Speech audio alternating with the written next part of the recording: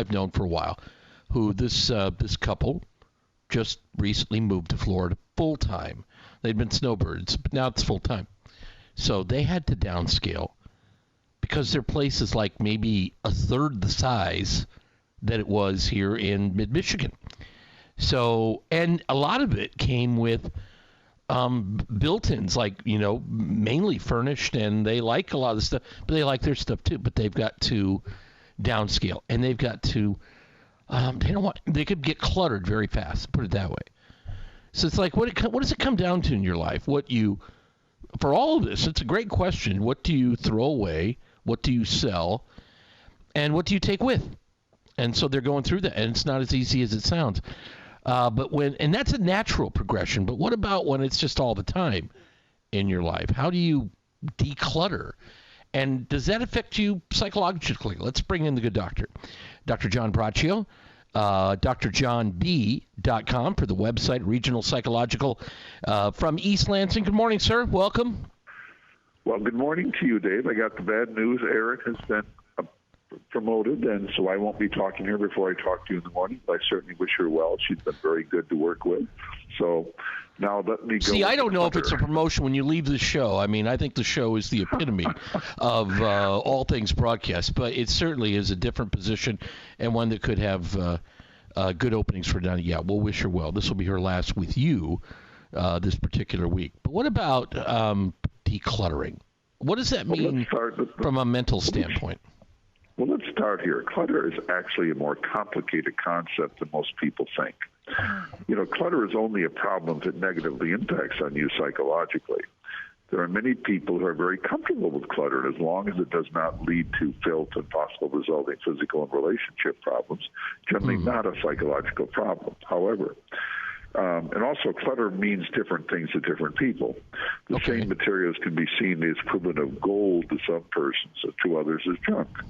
Now, it becomes a psychological problem when it leads to the following types of problems, which I'd like to mention. These are things that can happen when clutter is really negative and can overwhelm you. One, it elevates anxiety and stress. Two, it's symptoms of debilitating depression can occur. 3, lack of focus. 4, work and or life inefficiency. 5, avoidance of life activities. 6, chaos in life. 7, feeling like one is drowning. 8, feeling overwhelmed in life. 9, inconsistent sleep patterns.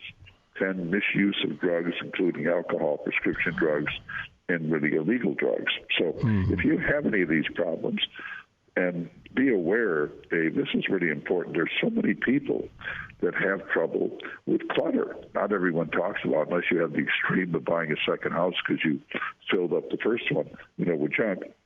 But just be aware that these are issues. And by the way, I wasn't that was not quite for listeners. That wasn't the analogy I was making. It was just like there's so many. People like this that you make one move in your life, and maybe it's a move to really downscale your living space, and you come face to face with this, right? What do we do with all this stuff?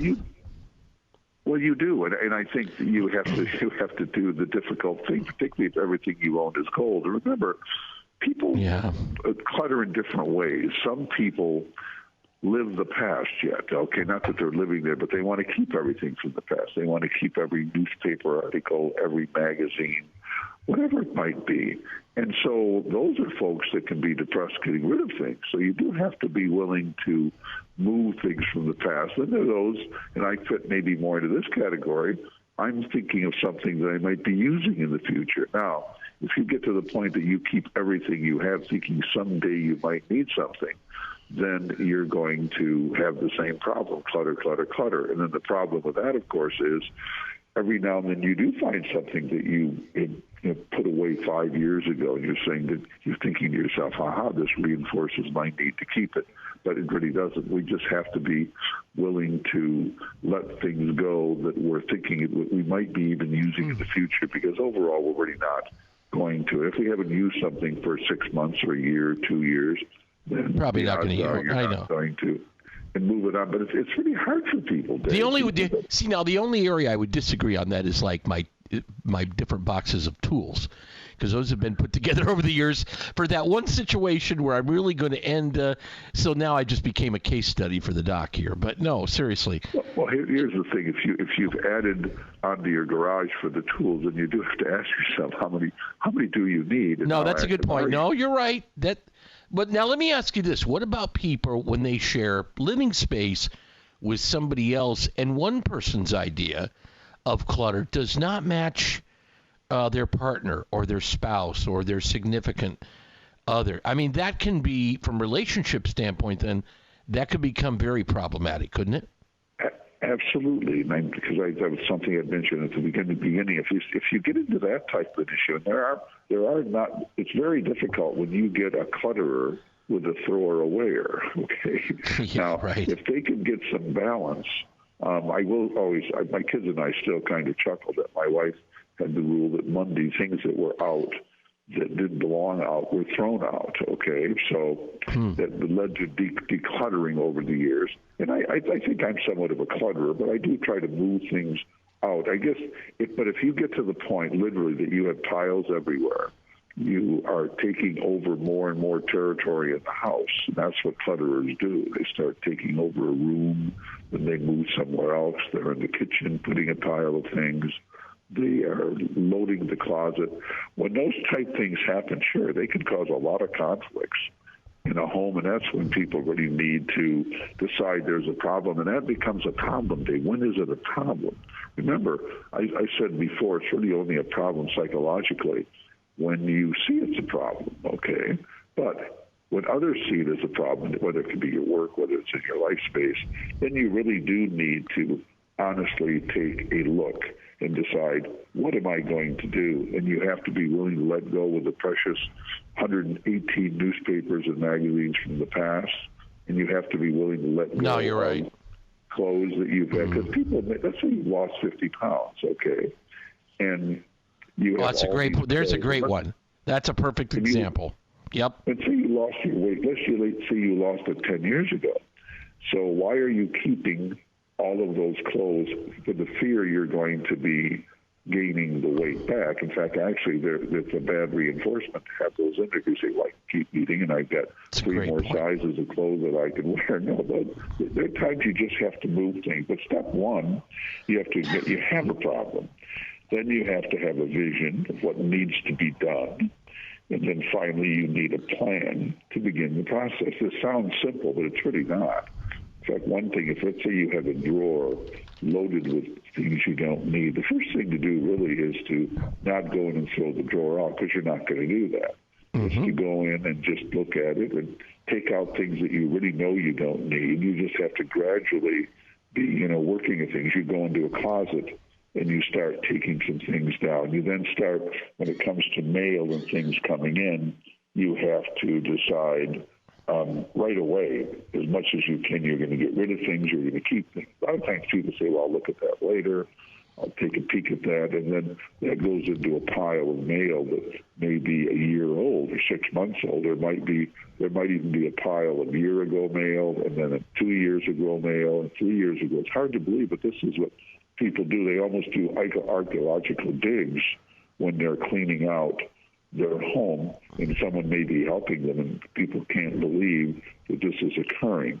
And back on your point, Dave, I've worked with various couples over the years where there has been this whole big battle over, quote, junk or gold, okay, in terms of moving things. And some people become very psychologically attached. It can become a real psychological issue if you're just not willing to let things go. And you have to really finally be willing to admit it. It's kind of like an anorexic in a way. That's kind of a different example. Someone who's really way too thin and they don't see it. Same thing with a clutter. Makes sense. They don't see it. They see the need, but I might need that. Okay, that type of thing. So it's really something to work with and work on. And it's one of those we kind of kid about it. We have movies about it. And we have TV well, Doc, series. and you can do this as a team too. I mean, I'm not, Sure. My wife has said before, I'm going to take a bag to, the thrift store. I'm going to get some stuff. I said, wait a minute, I'll go through my stuff. And she's like, well, I don't want you going through my stuff. I said, we'll both fill a bag. Fair enough? Yep, fair enough. And that's what we've done. So that works okay. It's almost like a competition. I found more stuff to give away than you. Good. We're well rid of it. Let's go. Take it. Let's do it now. I don't even worry. We'll give you a receipt here. I don't care. I'm just glad it's gone. Bye. There it is. I mean, you can have some fun with it too. Actually, you can. Well, that is true. But remember, we never want to underestimate people who think everything they have is gold, or there's this emotional attachment to the past. No, I know. No, you're right. Worry about the future.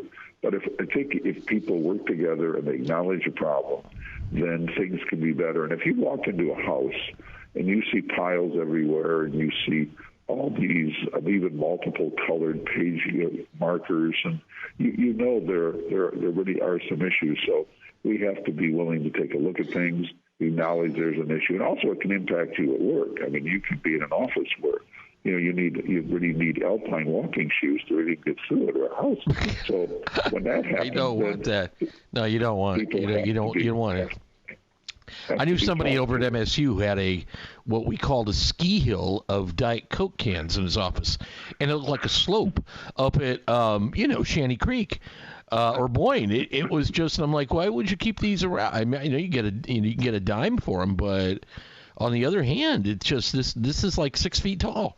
Is it like artwork? I don't know. I was surprised, but you never know. I mean, one person's, it's, if your goal is use cans of pop, it's unique, but that's your thing, right?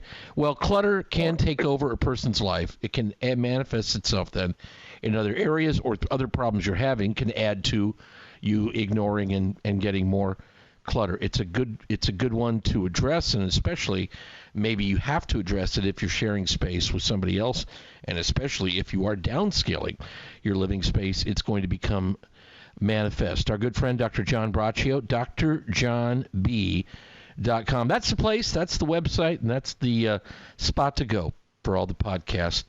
As we there's never any clutter there. It's just good stuff. There's lots of gold. You mentioned gold. There's gold there to help you through the day. Always appreciate you coming on, Doc. Take care and stay safe, all right?